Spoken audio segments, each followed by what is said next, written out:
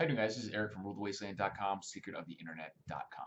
This video is about how there is a lot of concern about there being different types of violence and unrest and riots or things like that following the results of November 8th election, regardless of what those results might be.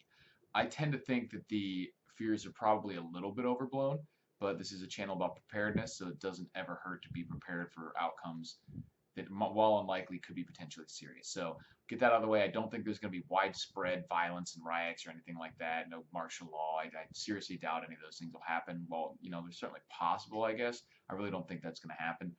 But there are certain parts of the country where there's a lot of anti-Trump sentiment. So particularly if he wins, people in certain parts of the country could be at risk for different types of unrest or just violence against people who were known to or suspected to have supported Trump, things like that. So this video is a general preparedness for what you would want to do if you're preparing for any sort of unrest or any sort of shit hit the fan scenario after the elections. My general theory is that the strategy that you should be going after here is basically just preparing for staying in your house, bugging in for 3 to 5 days.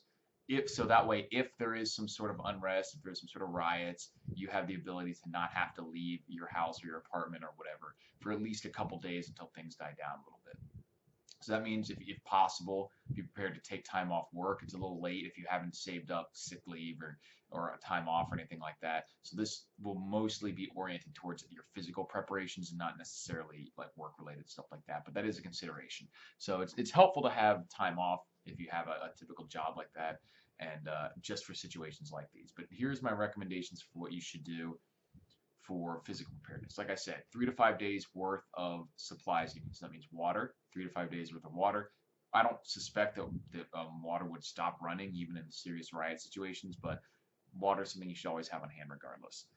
Cash, I think, having a few $100 to maybe even a few thousand. Again, general preparedness thing right here. I think everyone should have a little bit of cash, physical cash in their house in case of power outages, credit card machines going down, internet, stuff like that. That way you don't have to go out to try to get an ATM and walk around with like cash if there's riots or things like that. You have the stuff that you need right there with you. Beyond that is food. Obviously, you've got water, got food for 3 to 5 days. Things that don't take a lot of effort and fuel to cook, and if in the event of a power outage, something that you could potentially eat raw, or not raw, but eat without having to cook it beyond what it's already cooked, like canned chili or a can of soup or something like that. So even if there is like a power outage, which like I said, I don't suspect things like that will happen even if there are riots, but there's a lot of overlap with preparedness. So all the stuff that you get for preparing for a hurricane or any other sort of shit hit the fan scenario will also work in this situation. The main idea here is that you want to have stuff in your house so that you don't have to leave. Because if there's unrest, it's unlikely that it would get to the point where you're not safe just in your house, but there could be a lot of people running around trying to cause problems and just in public. So you just want to say, you know what, forget it. I'm just going to hang back inside the house for a few days, not even have to go to the grocery store, anything like that.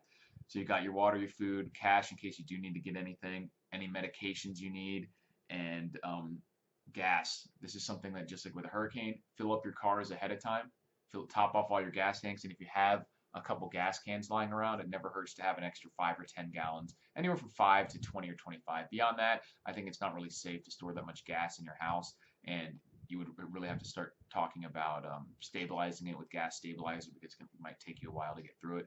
But 5, 10, 15 gallons, something like that, if you have the gas cans, I think is a great idea. That way, again, it's one fewer thing that you have to go out and do or rely on, and one fewer reason why you would have to leave your house or go somewhere where you might be dangerous in the event of some sort of civil unrest. That way you've got your food, you've got gas. If you need to keep going to work and stuff, you at least don't have to stop anywhere, stop at the gas station. You can just gas up at your house. You can, you've got your meds, water, all that stuff that you need. Beyond that, I would say when it comes to actual sort of conflict, obviously you want to have some sort of physical self-defense plan in place.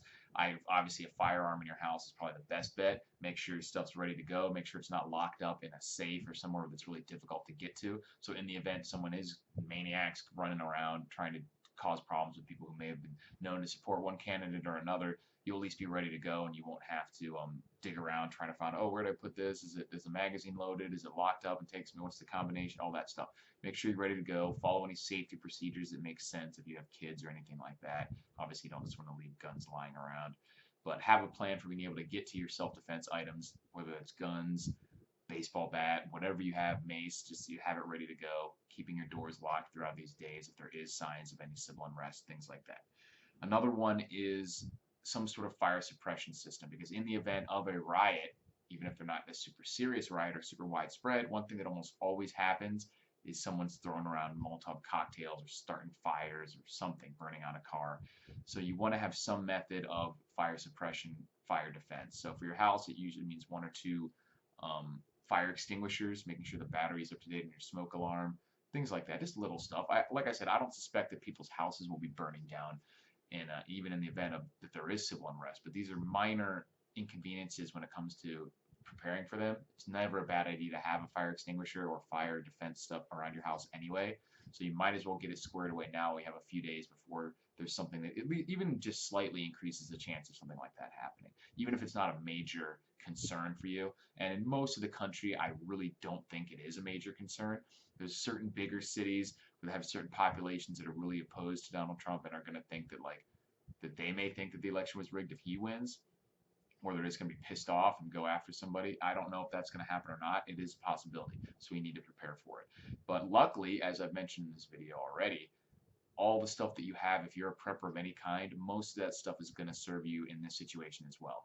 Specifically, though, the plan of attack here, not attack, the plan of defense, I guess, is just to stay inside for a few days if there is any sort of conflict. So that's what the plan should be around. Whatever you need to do to be able to stay inside your house or apartment for 3 to 5 days, that's what you need to do to prepare for any civil unrest in the event of the election. Don't think it's going to be bad. Never hurts to prepare. Let me know what you guys think. Post in the comments. Share this video to anyone who might be interested. Talk to you guys later.